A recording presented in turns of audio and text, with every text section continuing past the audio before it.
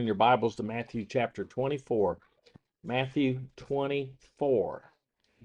We've got a new system for us this morning. You may see us online, but looking a little different. We've gone to YouTube live stream for our classes versus the Zoom program we have been using in the past. So we think this will be a better presentation. The quality of the teaching may not be any improvement, but at least the quality of your reception of that teaching, we hope, is a little better. All right. Well, I knew we wouldn't get through chapter 24 last week, and that's okay.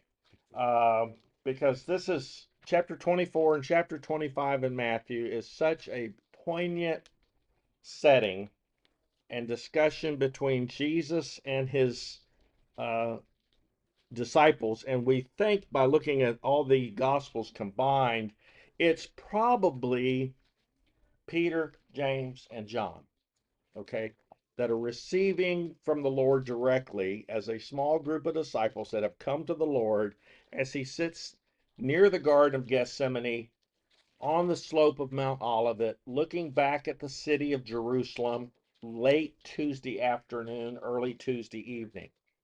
It's been a long day for the Lord. He's been combating the Pharisees, the Sadducees, the Herodians, or the scribes in the temple all day. And for those of you all who have preached or maybe even taught classes in some degree or opportunity, you know how draining it can be to be on your feet and be challenged and present and teach all day. And the Lord has certainly been through that on this Tuesday. And so the question comes to Jesus from these disciples in verse 3 of chapter 24, and they ask him this question. So here's the setting and the context for chapter 24. They ask this question, "Tell us, Lord," because they've been discussing this as they left the temple on Tuesday, as they walked out of the city of Jerusalem, off the Temple Mount and the complex there, and they now have gone to the Mountain of Olives. They ask this question, "Tell us when these things will happen, and when will the sign of your coming, or what will be the sign of your coming and of the end of the age?" That's the question at hand. And so Jesus is going to talk to them about that. He's 48 hours from dying. Jesus will be dead in less than 3 days. The tomb will have a body in it. And yet he's taking time here to answer their concerns about their future. Um, and he seems to be okay with that. Um, there's no indication that he is, as he's had a few other places where he is evidently maybe a little frustrated with their lack of understanding and slowness of grasping. The disciples have been through a lot already. They have seen the multitudes of the city shouting on Sunday, Hosanna in the highest, Son of David. And Jesus being described and being accepted by the city's population as the Son of David coming. The Messiah is here. They have seen him enter the temple and overturn the tables on Monday.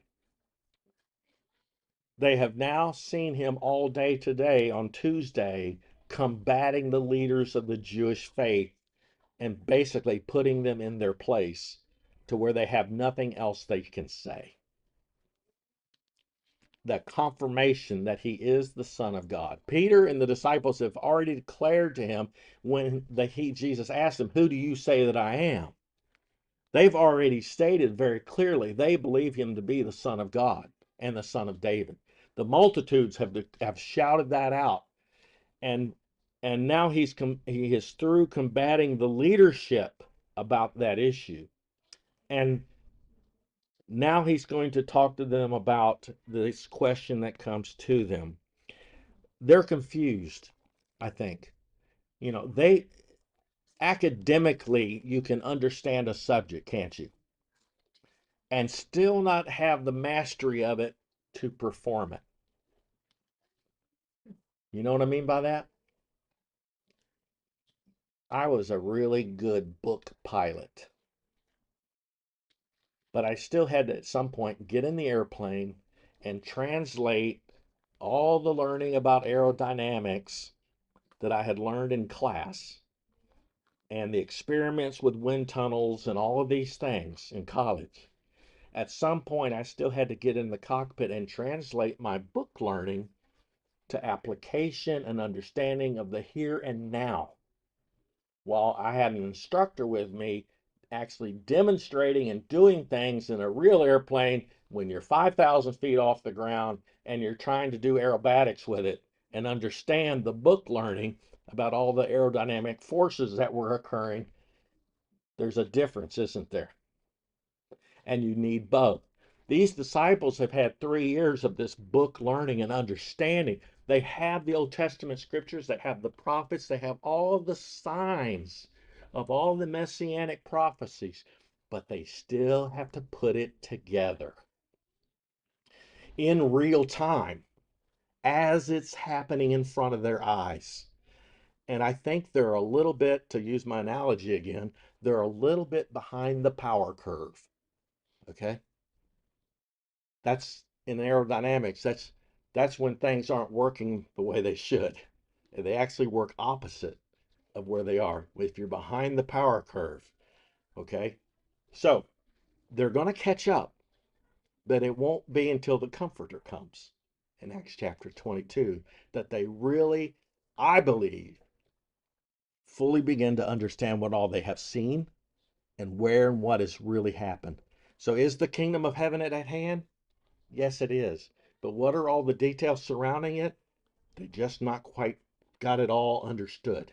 And so they asked this very important question. And the first part of the question we looked at last week was, tell us, when will these things happen? That is a reference to the destruction of the temple. Okay? And so that's where Jesus starts in this conversation. And down through verse 28, I believe, through chapter 24 and verse 28, everything the Lord is saying to him is about the specific question of, tell us or show us, when will these things happen? When will these stones not be left upon one another that they have talked about and looked about as they walked out of this temple that is the center of Jewish worship? So Jesus gives them the signs of when these things will happen. And what was the key sign that would happen that they would see to indicate that the temple and the stones that make them up are about to be undone? And then they should flee the city when they see it. The abomination of desolation. And what did we say that was? We have to kind of look back at the book of Daniel, talks about it as well. What is that? That is when the desolation of the temple and altar worship would be desecrated by pagan idolatry within the temple itself. It happened, okay? It happened in the days of the Maccabean revolt, okay, as prophesied by Daniel. And it's going to happen again. That same thing, that desolation and abomination to God, is going to happen again by the Romans. Okay? And so he says, when you see what Daniel prophesied about happen with the Romans doing it, it's time to go. Don't go get your coat. Don't go back in the house. Don't go back to the house if you're out in the field. If you see that or hear of it, with all the tumult of this, by then the legions of Rome would be surrounding the city itself. Things are looking bad, but when you see that, run. And so he says that to them. In essence, that's what we have down through verse 28. And we saw last week at the end this verse, it says, verse 28, for where the corpse is, there the vultures will gather. Some translations will say, there will the eagles gather. And I believe that is a reference to the Roman army. Okay, every legion in Rome had an eagle. Caesar gave and authorized every legion with its own eagle, and every legion was numbered, and they all had a name, and so it became symbolic of the legions of Rome, okay, and their eagle. And so I think that's a reference to that. Could be wrong, but it makes sense to me that Jesus would pull, as he does in many of his parables, he pulls from the things he sees and knows in the common place that people would understand and incorporates it into his lessons. And so we see that in verse 28. Julie, have come? Yeah, I had, I had read, I think it was in the fourfold gospel from Garvey that the word translated actually means birds of prey. Mm-hmm. And what I'm thinking is maybe those who translated the Bible a little later on, when they translated, they used the word eagles because that's what the Romans were, or they used vultures. Yeah, it means birds of prey, clearly. It's a raptor. Okay, it's the equivalent of the word is raptor. Okay, which is a bird of prey. As eagles because that was the bird that Rome was using. Correct. Correct. Is it? I mean, I don't know if they did or not. Well, again, the Greek word there is the same word we would use for raptor, which is a subspecies of bird that are birds of prey. That would include eagles, vultures, condors, owls. Okay, uh, that is the word. So what do you do with that? How do you translate it? I was just curious as to uh, was the word eagles used because later translators were going from history that the eagle was the bird. Well, I mean, you have to choose something, and so again, the New American Standard uses vulture as just the common bird of prey because the reference in the same verse is about the corpse. What do you see in here around here today? I nearly hit 6 of them on the way home last night. Deer. And how long did the deer last once they get hit and they're in the ditch? Not long around my house because I got buzzards and vultures. They got so many deer to eat right now they can't get to them all. I mean, but that's we would use the term most readily understood by us would be vultures, okay? Because that's the common bird of prey. And there is this idea of a dead body, vultures gather. It's a very common reference in scripture. A lot of other places talk about, the vultures circling in bodies. And so we made this reference last week, and the corpse itself is representative of Judaism, okay? All right. So that gets us through where we were last week. So let's move into where we need to keep going. Verse 29 starts with a key word, but. Okay. When you see this, it indicates you need to slow down and look because the context or the subject within a context may be shifting. Okay. And I believe that's the case here. So you get to verse 29 through verse 31. He has completed the initial discussion about the immediate question of Lord, what is going to be the sign of when these stones in the temple will be destroyed? He's answered that question. When you see the abomination of desolation, there's your answer. I mean the key answer. So then he says in verse 29, but immediately after the tribulation of those days, what days? The days of the abomination of desolation and the destruction of the temple, he's now going to shift and talk about that same time frame, but from a different perspective about what else is happening here. This isn't just about Rome coming along and squashing another country and destroying its local temple. What else is happening while that is being done? What else is at stake and being accomplished by God through the Romans with this destruction, not just of the temple, but of Jerusalem itself. What is ending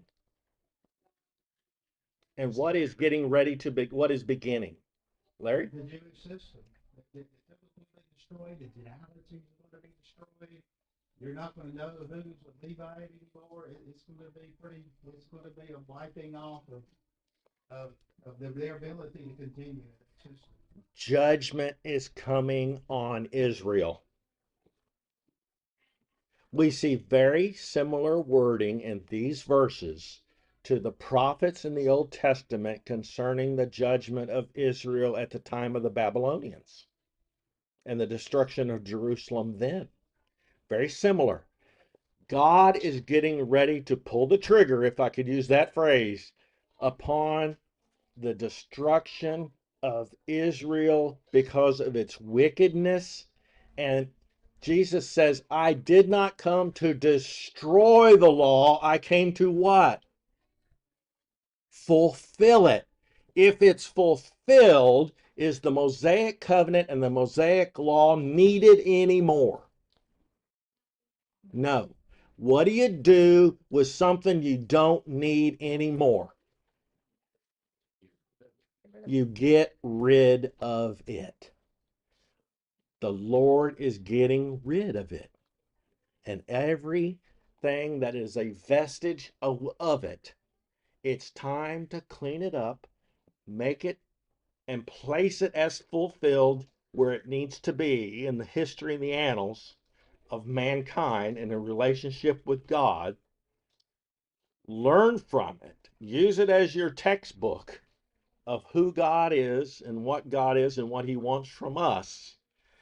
But the age in which it was applicable is now over. He's going to shift his mindset, not so much concerned anymore about whether the temple is standing or not, but what it represents to the people in greater understanding, maybe of a higher level of understanding. So now he's taken these disciples from this immediate question, and he's going to spend a little more time talking to them about the sign of your coming. Okay? The sign of your coming. They're asking him, Jesus, what is going to be a sign of your coming? And he's sitting right there with them. Why would they ask that question?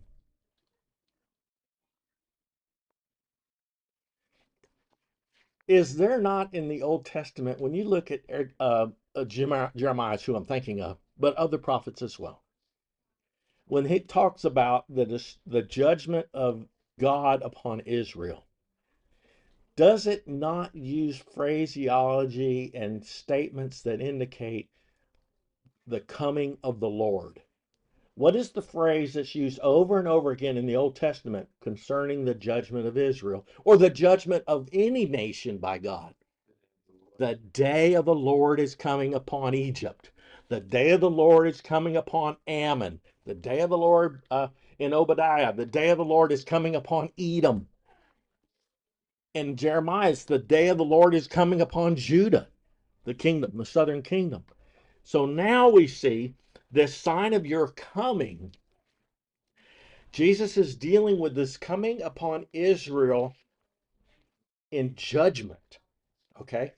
Well, that's going to happen by God's agent. It's not the Babylonians this time that's going to do this, it's Rome. So it's the same time frame, but you see how the conversation has shifted a bit. Okay? And so that's what I think we're looking at in verses 29 through 31. It's after this tribulation and trouble with the actual breakdown of Jerusalem, the destruction of the temple by Rome. Now we're going to talk about Judaism itself. Yes, the city's going to receive its due, but so are the leaders of the Jewish faith and the Jewish faith itself. The role of Jerusalem has been completed, and the role of Judaism has been completed. Were the remnant brought back just because they were righteous and they found righteousness in the 70 years in Babylon? Why were they brought back? To prepare the way for the Lord. The remnant was restored in order to bring Jesus Christ among the Jews. Guess what? that has been fulfilled. You see how Jesus is fulfilling all things here? But at the end of all fulfillment comes an end. And so it has served its purpose as the center of the Mosaic age and religion. And that's what Jesus is describing here. It has served its purpose as the incubator for this new church age. This kingdom of heaven is coming. It is glorious. The Son of Man and the Son of God has come himself to bring it and to establish it. And he is bringing a new religion with it. Christianity is on the brink of instilling itself. And where is it going to start the installation? Right where the old one used to stand, in Jerusalem. That's part of the reason the old has to be swept away. So this is all happening. So the key sign of the end of the age then, and that the new age of Christianity has arrived, I believe, is in verse 30. But immediately after the tribulation of those days, talking about this destruction of Jerusalem, the sun will be darkened, and the moon will not give its light, and the stars will fall from the sky, and the powers of the heavens will be shaken. Folks, that language is not new. This isn't talking about the end of the world in the prior time to a rapture of some kind, to invoke a spiritual age of bliss upon the earth for 1,000 years. None of that is here. This is almost a direct quote from Jeremiah chapter 15, where Jeremiah was talking about the destruction of Jerusalem at the time of the Babylonians. This is godly language to describe judgment of God upon nations. Isaiah 13 and verse 10 is another good cross reference to look at. What is the understanding about the sun being dark and the moon not being able to give its light and the stars are going to fall from heaven? Figuratively and apocalyptically, what does that describe? Is it good or bad? It's bad. I mean, if you're trying to live through on the earth and the stars fall and the moon falls or stops shining and the sun stops shining, is that a place you really want to live? What is present when all of those things happen? I'll tell you what, darkness is what occurs. There's no light anymore, is there? The sun doesn't shine its light. The moon doesn't shine its light. Even the stars don't shine their light. There is no light left in the world after these things happen. What is he describing? The judgment of God is coming upon you and you don't have a relationship with him anymore. It's over. It's dark. That's what's coming to the Jewish people who don't accept the kingdom of heaven. You're hanging on to a corpse and the vultures are already eating it. That's the imagery here. And so now look at verse 30. And then the sign. They've asked this question, what's going to be the sign of your coming? And then the sign of the Son of Man will appear in the sky, and then all the tribes of the earth will mourn, and they will see the Son of Man coming on the clouds of the sky with power and great glory. And he will send forth his angels with a great trumpet, and they will gather together his elect from the four winds, that's all the corners of the earth, from one end of the sky to the other. He's going to gather who? His elect. And they're going to be gathered together into what? This new kingdom. This is not a description of Judgment Day and the second coming, although it seems to fit. This is a description of when God comes in judgment of the Jewish state, of the Jewish nation at the time, give or take, AD 70. At the time Jerusalem's being destroyed. He's still in that context, folks. Okay? And that's described as the coming of the Lord, the day of the Lord for the Jewish nation, ultimately here is being fulfilled, and this is descriptive language of it. I came across this just looking ahead the other day. There's going to come a time we're going to read a verse in chapter 27, I think it is. In Matthew chapter 27, Jesus is standing and about to be mocked. He's standing in the courtyard now of the chief priests, okay? And they are spitting on him and slapping him and asking him to say, "Tell us who just slapped you." That's the scene. The Lord is going to say to them that they are not going to hear or see anything else from him except the Son of Man coming in glory. Now, who's going to see that happen? Jesus Christ says the men who slapped him are going to see it. Now, either we got some really old men living somewhere, or that is not, or Jesus is wrong, or Jesus is not talking about the second coming of ultimate judgment of mankind when the righteous go to heaven. He's talking about this day of the Lord that's coming. They're going to see it. Okay, that's a freebie. We're going to get into chapter 27 and read that in a couple weeks. But I ran across it and I'm like, Jesus is tying this together. This is still on his mind. He's tying this together for us very well. So this, metaphoric language is being used here to describe this. I told you there's a couple of good passages. Now, this is a bit odd. He immediately shifts a bit after he says what he says there. He goes to give, possibly because maybe this is a little hard to understand, he goes and gives a parable of the fig tree here in verse 32 through 35. And here's the parable of the fig tree.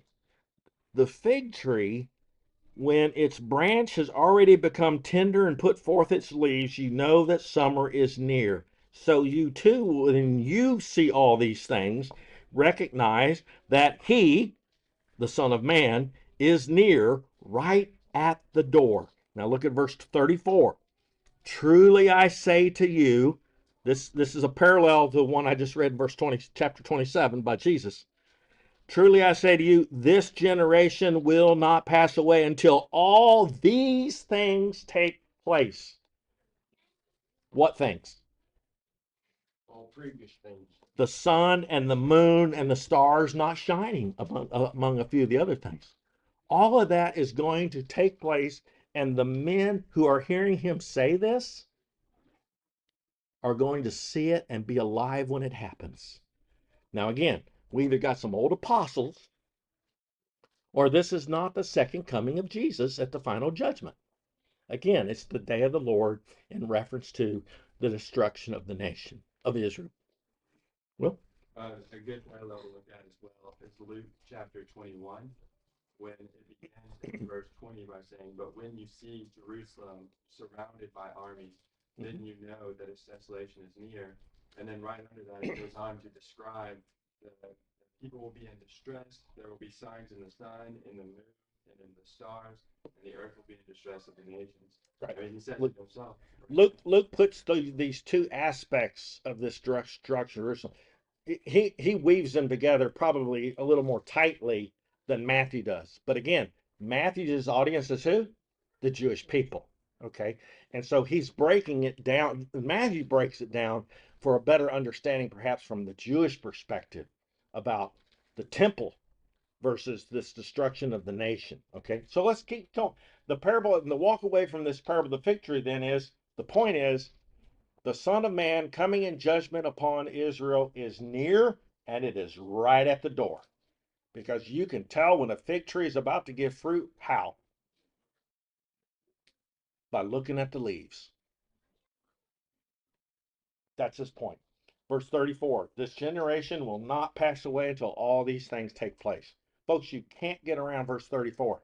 You cannot make this some sort of a tribulation age and 1,000-year reign of Jesus on earth and pursue and use this as some sort of a proof text for premillennialism. Unless you're willing to say you got a lot of old people still alive. This was going to happen, whatever it is. It is going to happen in that generation. And those are signs for those people. And God is being gracious and merciful to the Jewish people to give the Jewish people Jewish signs that they'll understand. And they still have a time to get out and avoid some of this destruction if they're lucky.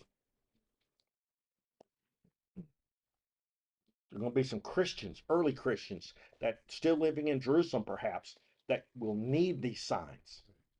Okay, there's that aspect of it. Now, verses 36 through 51 is a walk away. As he's moving through answering this question about, tell us, when will these signs be? When will this happen? What will be the sign of your coming? We've kind of talked about that now. Now let's look at the last part of that question.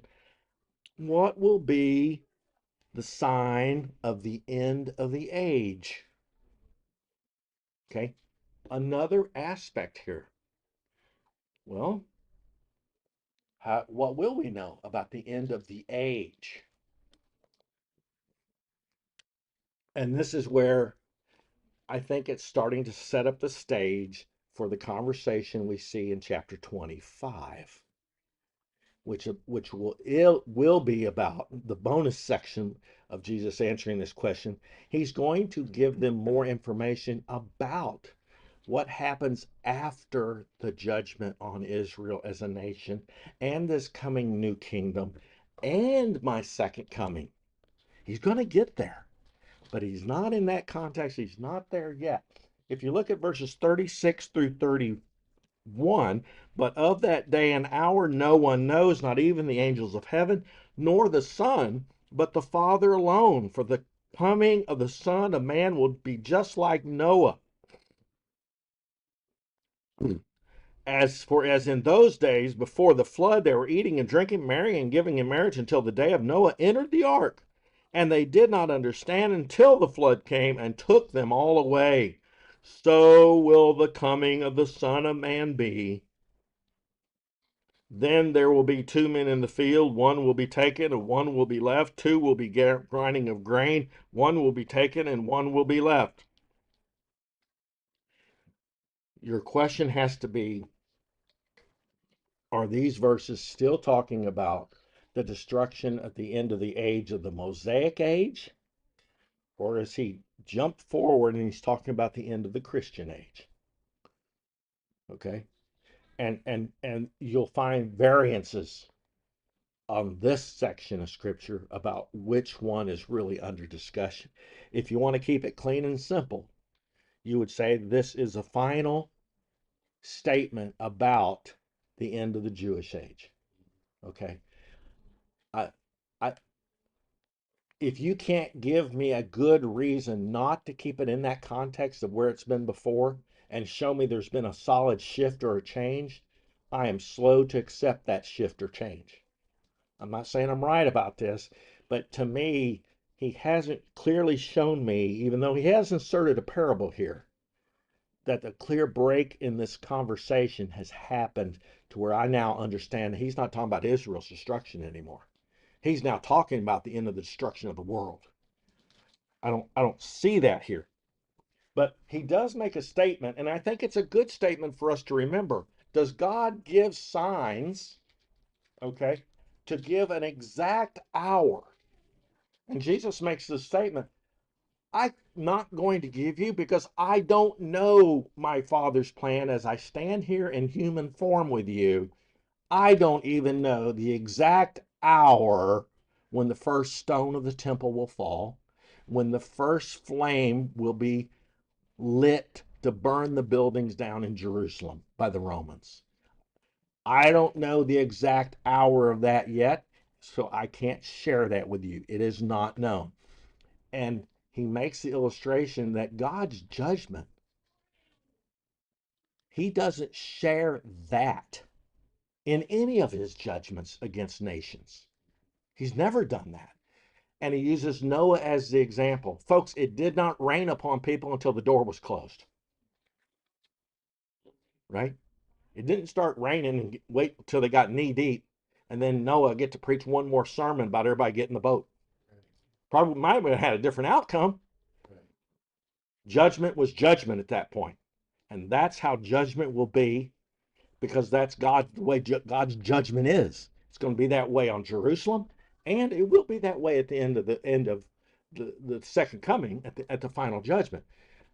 But that's consistent with all of God's judgments. It's not because it just says it's going to be somehow different here. That doesn't force me to say that this verse has to be talking about the second coming of the Lord. Larry? Yeah, and historically, that's where people have made the distinction. Well, you got signs of this, but not signs of this. But I like the point. You convinced me, actually. So I like the point where the only sign you get, you're going to have to be a fast twitch guy. You're going to see the sign, and you got to go right there. And it's not like a typical sign where you got some notice. The only thing you got is when you see this, you got to go. And so it's not really a sign in the typical sense of you can wait in advance, prepare. It's Right. right at the moment it happens, you got to move. Yeah. The exact hour will not be known for this judgment upon Israel, but it is known it's going to happen. And the Lord does give some signs about it. Okay. That's the best understanding I can give you, folks, on this. And like I said, this is a difficult passage that gives people a lot of variance in understanding. But that gets us down through verse 41. Okay.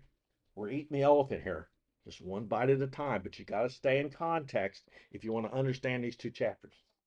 All right, now we see another word that can indicate a shift, can indicate a shift. Verse 42 starts with, therefore. So here's the conclusion or the summary of everything he has said. Here's everything that's going to happen. Here's all the ingredients. Now we get to a summary statement by the God. Because of all of these things, do this. That's what the therefore is telling us. Therefore, what's the whole point of all of this from chapter 24? What's your walk away? If you're a Jew living or an early Christian going to be living in Jerusalem when all these things happen, what should you be doing? Be ready. Be on the alert. Be ready. When the judgment of the Lord comes, what should you have? Readiness. Because I can't give you the hour. I can't tell you when it's the exact moment it will happen. You need to be ready. And that's the major point, that sometimes we lose the point by looking at all these things in the chapter, and we forget the main lesson that Jesus is trying to teach these disciples is the kingdom of heaven is at hand. Be ready when we get rid of the old. Be ready. Be watchful. We're going to learn the watchfulness piece of this in another parable that we're getting ready to have to look at. So chapter 24 is Jesus' answer to this question of when. Okay?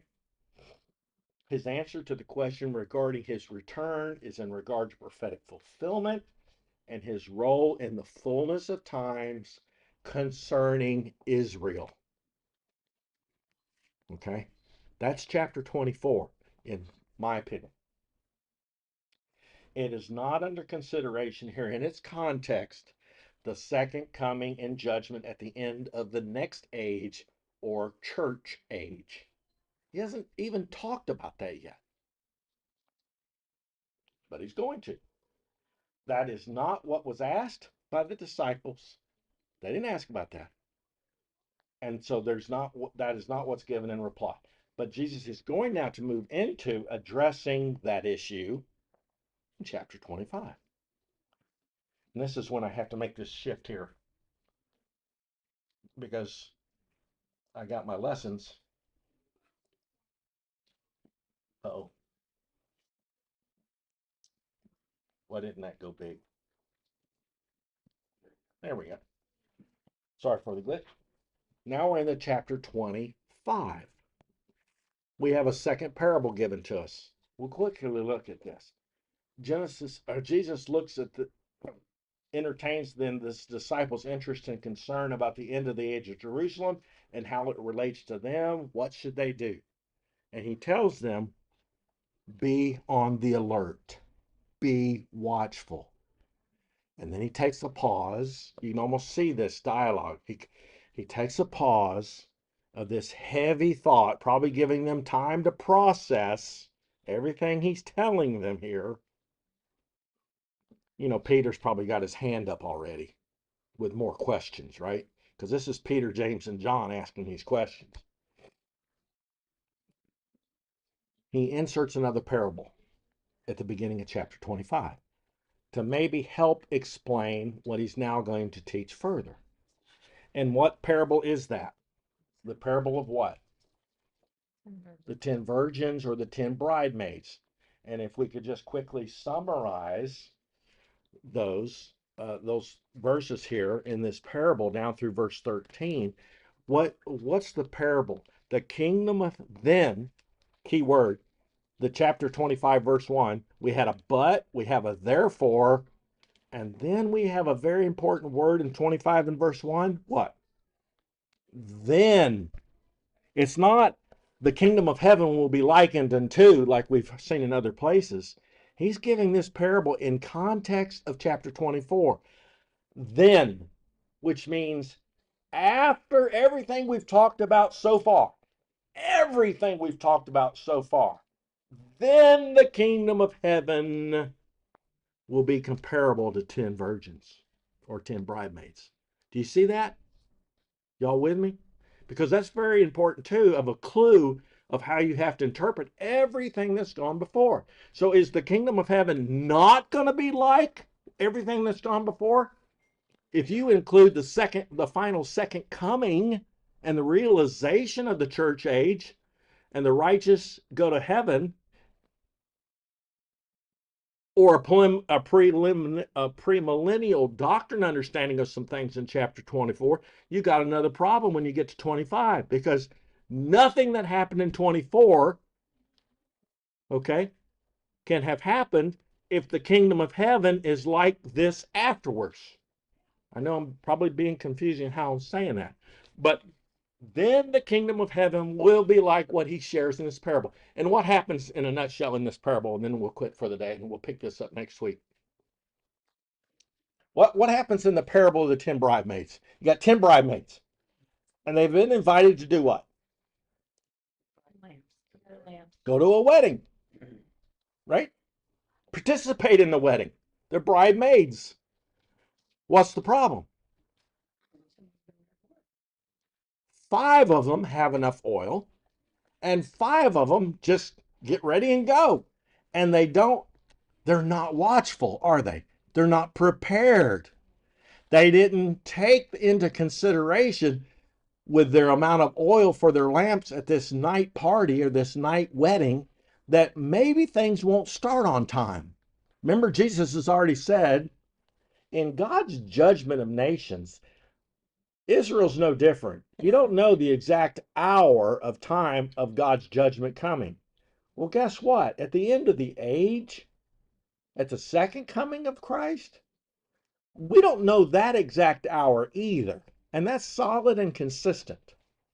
So what do you do if it's longer than you think?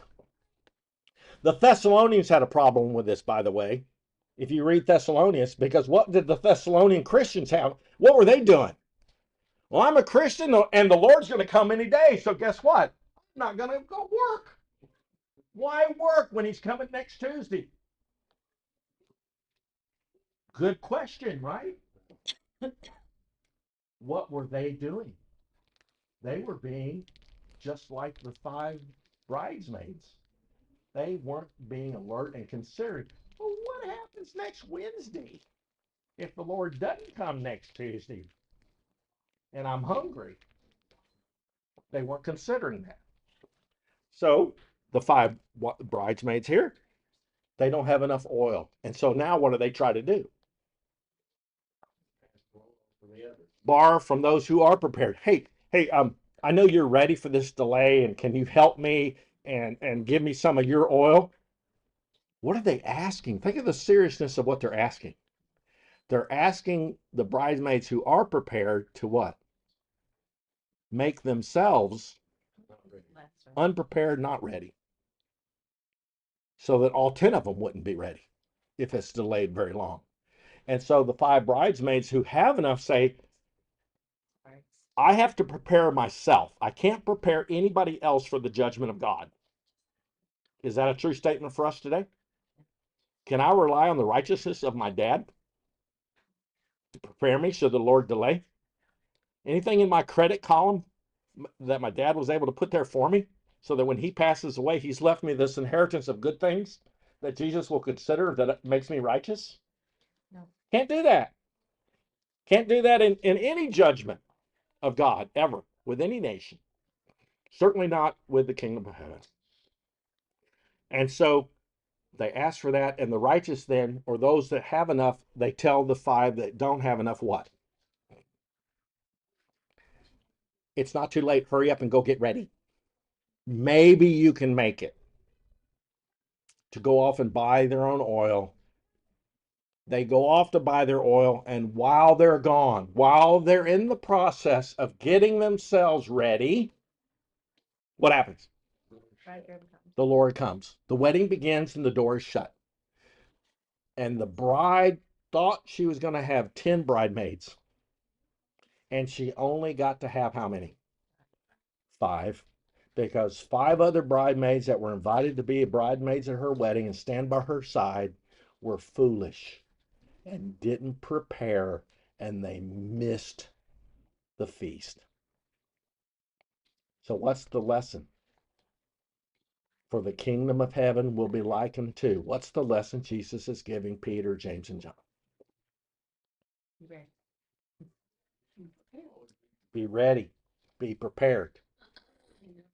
Have we not just read that's the same lesson the Jews were supposed to get from chapter 24? Be on the alert. Be ready. Okay? And now he's going to give them that break. And starting in verse 14 of chapter 25, we'll pick up right there next week with a second parable about the parable of the talents, about some servants who were given things to share and grow on their sake of their master while he was away. And they don't know the hour he's coming back either.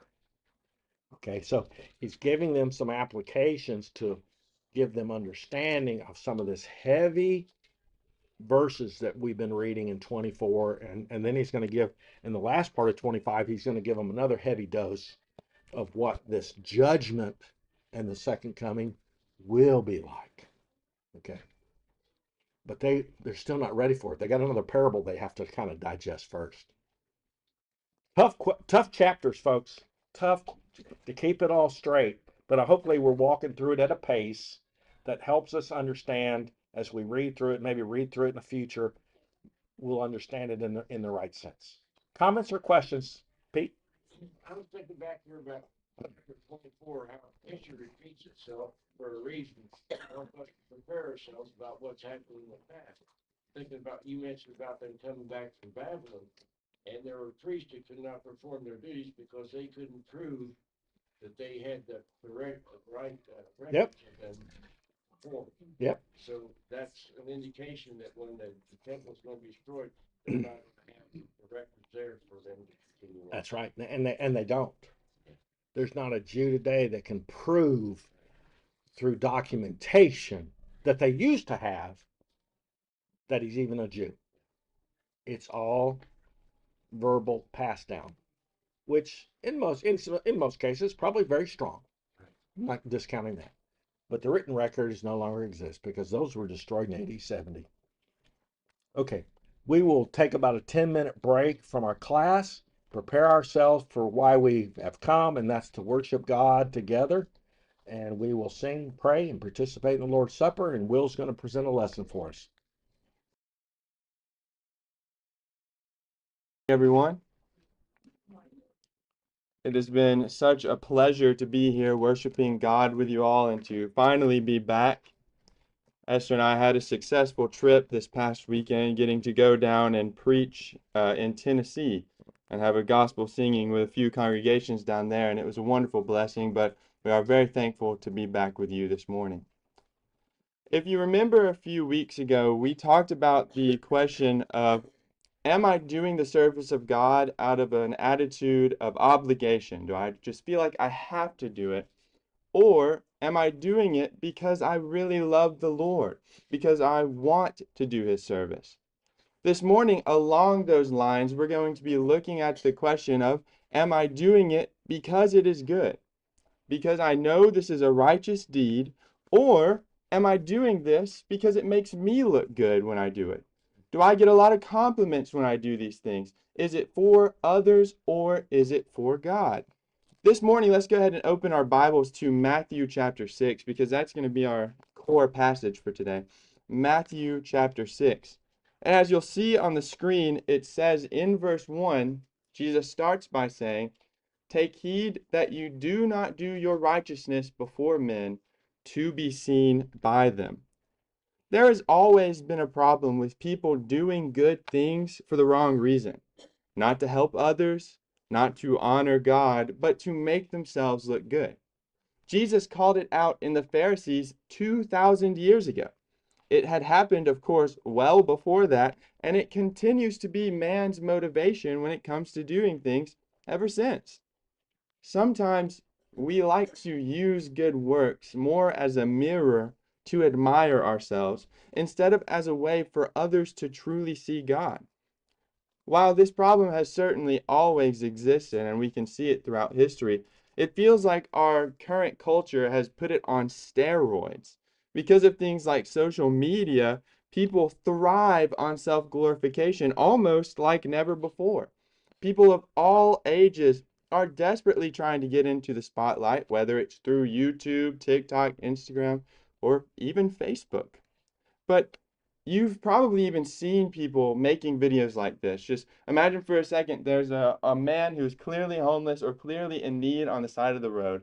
And then somebody comes over with this giant, huge $10,000 check that everyone can see. And they go over and give it to this homeless man, or they'll give them a briefcase full of money.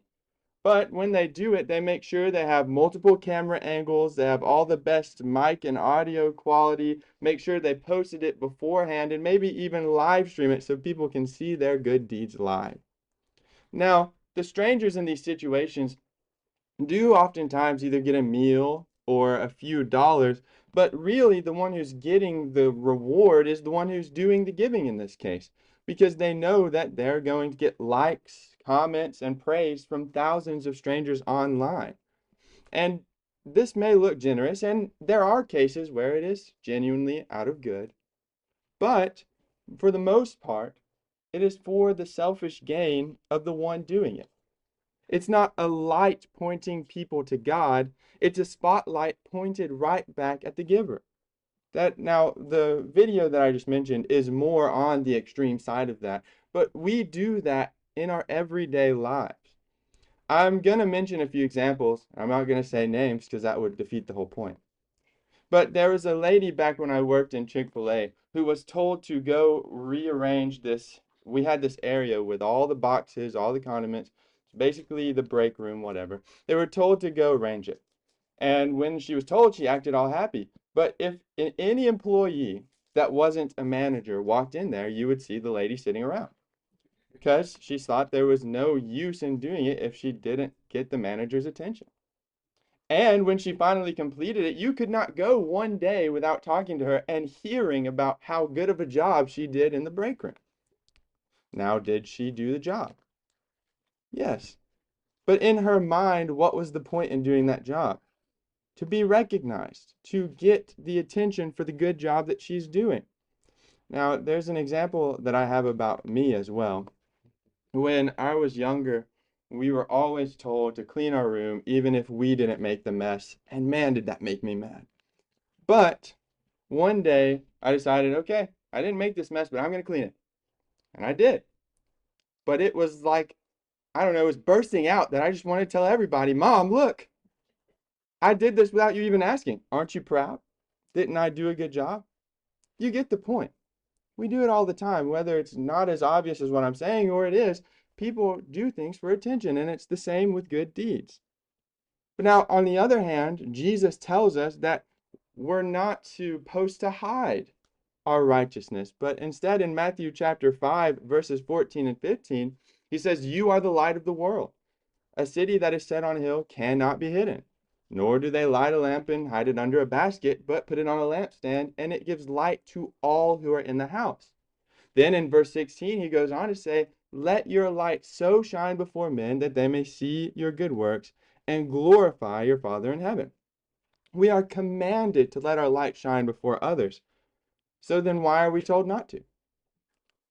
There's a key difference in the two in Matthew 5 and Matthew 6, and it is the reason that we're shining that light.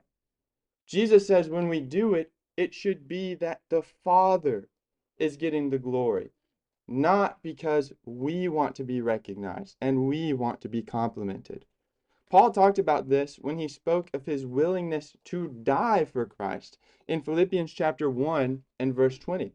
He said that it was his aim that Christ would be exalted in his body, whether it was by life or by death. It wasn't about Paul or Paul's personal image. He wanted it all to be pointed towards Christ. So then again, if in Matthew 5 we're told to shine our lights, in Matthew 6, we're told not to do righteous deeds before others, what is the difference? It depends on the motivation behind our actions. The same action can be an act of worship and praise to God or an act of total self-promotion, depending on the heart we have when we're doing it. There are so many people, even in the church today, that are doing things more for their own glory than for the glory of God. But when that is at our hearts, even if what we're doing is a good deed and people benefit from it, it is done in vain and there is no eternal reward for us. When we have selfish motives behind our good deeds, Jesus says in Matthew 6 and verse 1, "You have no reward with your Father who is in heaven." It doesn't matter how impressive the action looks, or even how much good it seems to us that we did in the moment. If it's all about you, God doesn't want it, and there will be nothing left for us. The Pharisees did many things that were considered righteous. Let's look at a few verses here in Matthew chapter 6. Verse 2, it says, "Therefore, when you do a charitable deed, do not sound a trumpet before you, as the hypocrites do in the synagogues and in the streets." Now let's go down to verse 5. "And when you pray, you shall not be like the hypocrites, for they love to pray, standing in the synagogues and on the corners of the streets." And then again, verse 16, "Moreover, then when you fast, do not be like the hypocrites, with a sad countenance." So when it mentions these things, I'm only hearing good things. Doing charitable deeds, fasting, praying. Is there anything wrong with the deeds that they're doing themselves? No. But they're called hypocrites because they're doing it for the wrong reason. John chapter 12, John 12, 42 and 43. "Nevertheless, even among the rulers, many believed in him, but because of the Pharisees, they did not confess him, lest they be put out of the synagogue. For they loved the praise of men more than the praise of God." Matthew 23, 5 through 7. "But all their works they do to be seen by men. They make their phylacteries broad and enlarge the borders of their garments," which their phylacteries is the priestly garments, which would have had jewels and gold. They make that as big as possible for people to notice, I'm important. Look at my position. And back to the text. "They love the best places at the feast and the best seats in the synagogues, greetings in the marketplace, and to be called by men, Rabbi, Rabbi." They wanted to be seen as important, more important than others. They wanted men to praise them for their work and to think that they were doing more work than others. This is describing someone who likes the status that righteousness brought. But praise, status, and power from men are all temporary. 1 Peter chapter 1, verse 24. "All flesh is as grass, and all the glory of man as the flower of the grass. The grass withers, and its flower falls away, but the word of the Lord endures forever." Just as mankind fades like grass, so do all the things that go along with them, including their praise. But I have good news. If your heart is set on getting glory from men, you can get it. Let's look at the verse that we just looked at in chapter 6, verse 2. The end of the verse says, that they may have glory from men. Assuredly, I say to you, they have their reward. The end of verse 5, again, that they may be seen by men. Assuredly, I say to you, they have their reward. One more time in verse 16, that they may appear to men to be fasting. Assuredly, I say to you, they have their reward in full. The phrase, they have their reward in full, means that they've already gotten all they're going to get from the Lord, and that is the praise from men that lasted only a moment.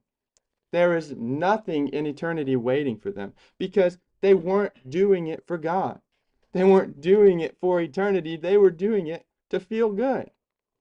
When we choose self-glorification over the glory of God, we're trading that same eternal treasure that the Pharisees and the scribes traded for temporary applause. So we need to strive in what we do to have the right heart. The wrong heart obviously seeks recognition for itself, so logically, and what Jesus tells us is the right heart seeks it only from God.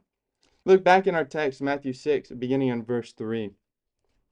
But when you do a charitable deed, do not let your left hand know what your right hand is doing, that your charitable deed may be done in secret, and your Father who sees in secret will himself reward you openly.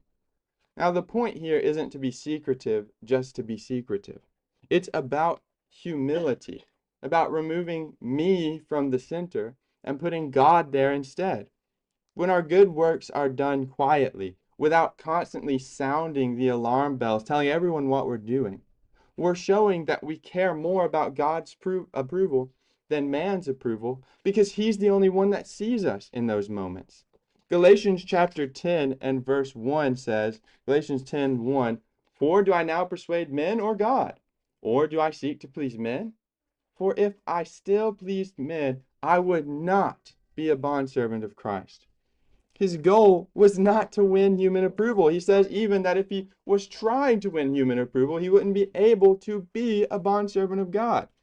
The only thing he wanted was to faithfully serve the master. And when we have this right heart that Paul so willingly illustrates over and over, we're not discouraged when people don't notice our work. We're not deflated when we don't get a thank you or a public mention. I can remember when I first started preaching, I kind of got into this mindset again that I had when I was young. I was doing so many different little things that I thought were so important that everyone should see, everyone should be doing, but then I wouldn't get a thank you sometimes. And when I didn't, I'm like, why am I even doing this? What's the point? But right there, you see the attitude.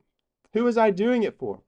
I mean, I thought I was doing it for God, but I was only doing it so people would recognize it. I was hurt if I wasn't mentioned in the Sunday evening announcement. So thank you, Will, for whatever you did. But when our confidence is based in the Lord, and based in the knowledge that he sees and knows what we're doing. And he has promised in Hebrews chapter 6 and verse 10, he says, for God is not unjust to forget your work and labor of love which you have shown toward his name, in that you have ministered to the saints and do minister. We can know that he always sees and always remembers what we have done. And this perspective frees us from the trap of comparison or the mindset of competing with others because we stop measuring ourselves by the reactions of others and start measuring ourselves by one important question. Does this glorify God? The right heart doesn't just avoid man's praise. It actively treasures the reward that God brings. Matthew 6 and verse 6. But you, when you pray, go into your room, and when you have shut your door, pray to your Father who is in the secret place, and your Father who sees in secret will reward you openly. Now, the reward that is talked about so many times is not always going to be a physical reward, but we can know and have peace and joy that we have done something that will be accounted to us in eternity. And it says that every secret deed, whether good or evil, will be revealed in the day of judgment. God is always watching, and he always cares. Moses is a really good example of the kind of things we're talking about. In Hebrews chapter 11, 24 and 26, it says, by faith, Moses, when he became of age, refused to be called the son of Pharaoh's daughter, choosing rather to suffer affliction with the people of God than to enjoy the passing pleasures of sin, esteeming the reproach of Christ greater than the riches or than the treasures in Egypt, for he looked to the reward. He had the opportunity to be highly esteemed in that he was raised in the house of Pharaoh. He could have lived in a palace, enjoyed status, enjoyed all the treasures of the richest nation in the world at the time, but he chose to suffer in an unbecoming way as someone the Egyptians hated, all for the eternal reward, because he knew it was so much better than any of these things that we think are so important on earth. Man's glory was nothing to him. The right heart always values God's well done over the world's well liked. So we have to work to remove our selfish motives in service. Because selfishness does not have to define the way that we live or serve. God calls us to something higher, something greater. Righteousness that comes from a pure heart and a desire to glorify him and only him. And it requires that we move all the me-centeredness out of our lives. And we need to start by asking questions like I've already mentioned, such as, who is this for? For me or for God? And in trying to find the answer of what our motivations are, we're told in the scriptures that we need to turn to God for help. Psalm 139, verses 23 through 24 says, search me, O God, and know my heart. Try me and know my anxieties, and see if there's any wicked way in me, and lead me in the way everlasting. I've already briefly mentioned this, but the danger is that we can fool ourselves into thinking we're serving God, when in reality we're just serving our own egos. God tells us that in Jeremiah chapter 17, verses 9 and 10, he says, the heart is deceitful above all things and desperately wicked. Who can know it? And then he says in verse 10, as the answer to that, I, the Lord, can know the heart and test the mind. This is why it is essential for us not only to examine ourselves, but to turn to the Word, to turn to prayer, to help us see if there's any ill motive within us. Galatians 6, verses 3 and 4. For if anyone thinks himself to be something when he is nothing, he deceives himself. But let each one examine his own work, and then he will have rejoicing in himself alone, and not in another. Before we post it, before we start texting or announcing it to everyone, before we even do it, we have to honestly ask about that question, is my aim to glorify God or me? And if we discover that our motives are wrong, then it's not the time to give up. It's not the time to just do nothing. It's the time to repent and realign our motives with God so that we can do those things in the way that he takes pleasure in. Jesus gives us the safeguard that we need to fight against pride that comes with all of this.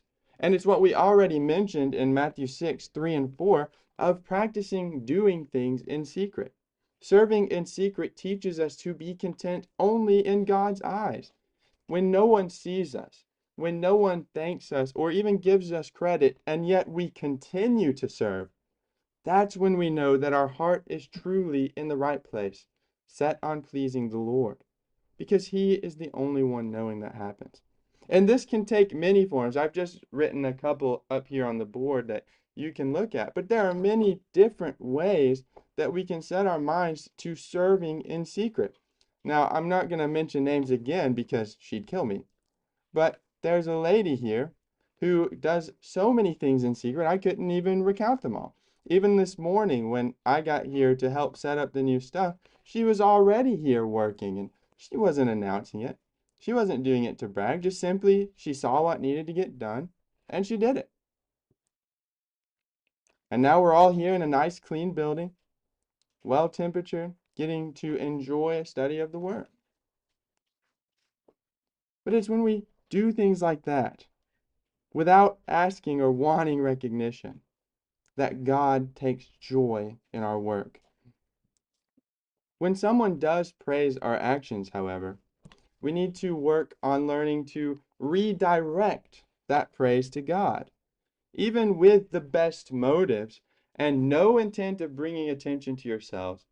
If you're following Christ, it's inevitable that someone is going to see you doing something good.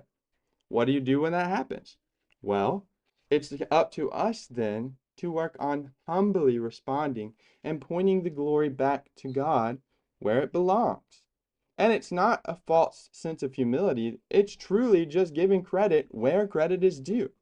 James writes to us in James chapter 1 and verse 17, every good gift and every perfect gift is from above and comes down from the Father of lights, with whom there is no variation or shadow of turning. Every good gift came from God. Every good work comes from God, Ephesians 2 and verse 10. And so in giving the glory to God, we're not robbing ourselves of anything. We're turning it to where it originated from.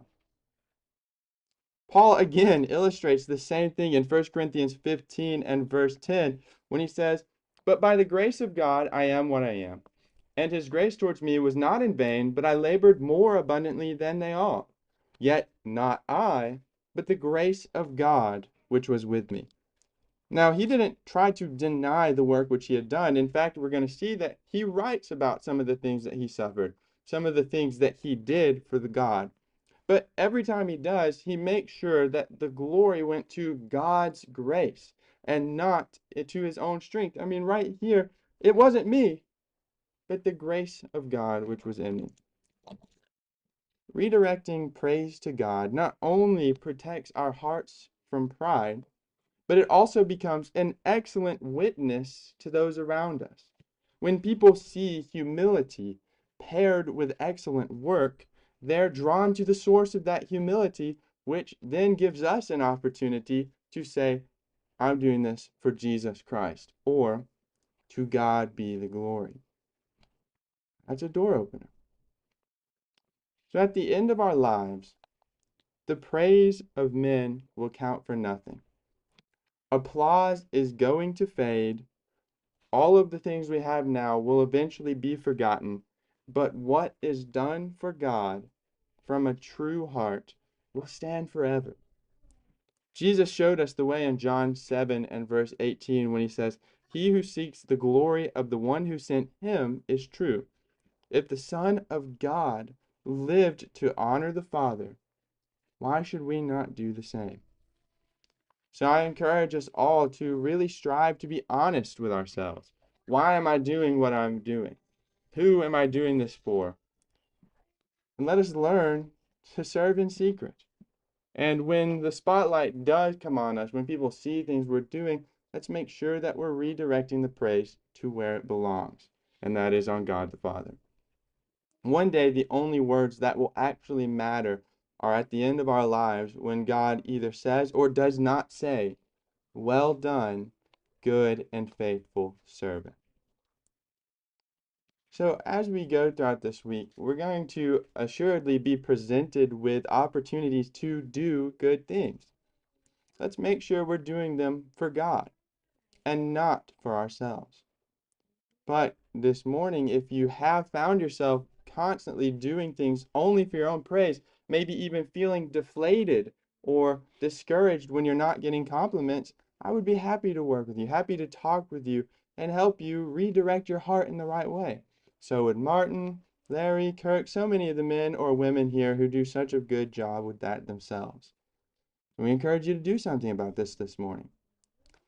But also, if you're here and you're not a part of the kingdom of God, He has made a wonderful kingdom where we are all connected, all get to love one another, all get to participate in the works which he made with one another.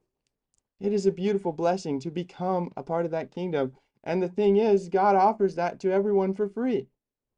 If you would simply come before him and be baptized into his name, you may enter into the kingdom.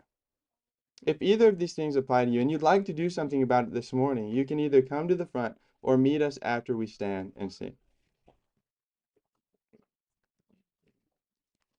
When the trumpet of the Lord shall sound and time shall be no more, and the morning breaks eternal, bright and fair. When the saved of earth shall gather over on the other shore, and the roll is called up yonder, I'll be there. When the roll is called up yonder, when the roll called up yonder, when the roll is called up yonder, when the roll is called up yonder, I'll be there.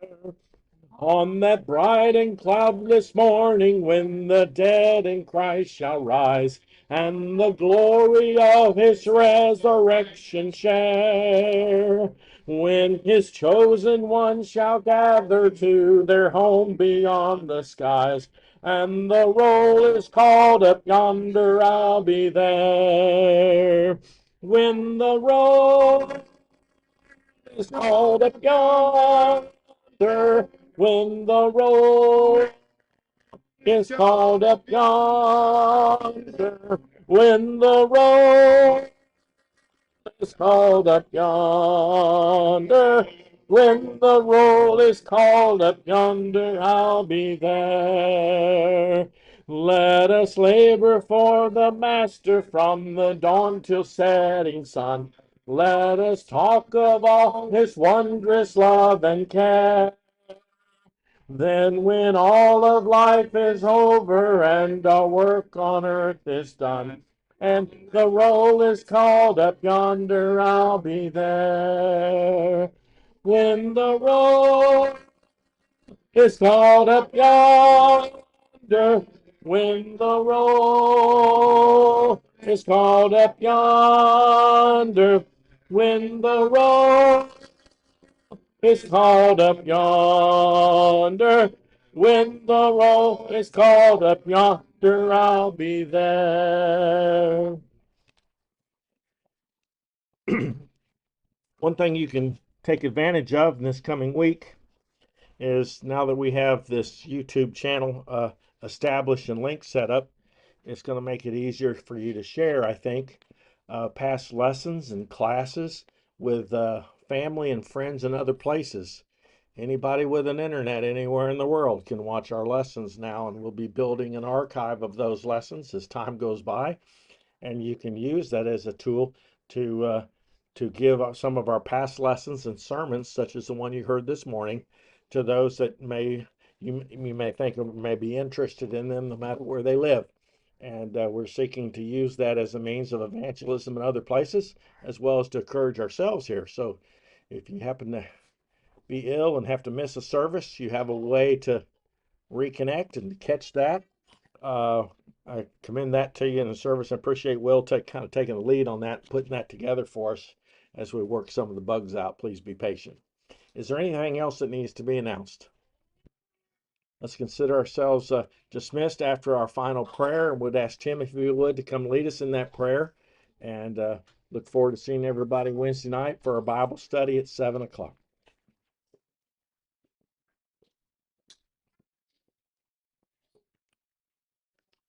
Let's pray. Dear Heavenly Father, I come to you with humble and thankful hearts. So thankful for your word and all the hearts that were touched today because of it. Lord, if we need to see things differently or consider our ways, I would hope that you would shine your magnificent light down on us. Lord, if we have people with special needs that only you can minister to in a special way, and I'd like to lift them up to you at this time. In your Son's name we pray. Amen. Amen. Yeah, you don't.